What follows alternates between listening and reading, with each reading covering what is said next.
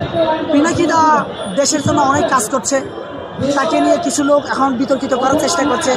সে নাকি গণজাগরণ মঞ্চের উদ্যোক্তা ছিলেন, অন্যতম নেতা ছিলেন, এবং এই যে আপনার জুলাই বিপ্লবের সময়ও ইনি একজন বড় স্টেক হোল্ডার এবং জিয়াফুট করে বেড়াচ্ছেন। এটাকে নিয়ে যারা পিনাকি বিরোধী যারা আছেন, পিনাকিদের বিরোধী যারা আছেন, তাকে নিয়ে বিতর্কিত করার চেষ্টা করছে। তো এই বিতর্ক আমি বলবো যে বাংলাদেশের যারা দেশপ্রেমিক আছেন, আপনাদের কাছে উদাত্ত আহ্বান থাকবে, আমাকেও যে কোনো মুহূর্তে বলতে পারে ভাই এ তো কেনা গোলাম, তাকে দিয়ে বলানো হচ্ছে, কিন্তু আসলে আমাদেরকে কেউ কেনেনি।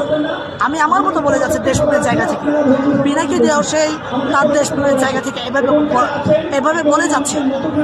সো পিনাকি তাকে নিয়ে বিতর্কিত করা ওটা প্রশ্নই আসে না। জিয়াফুট করছে, এই উদ্যোগটাকে আমি সাধুবাদ জানাই।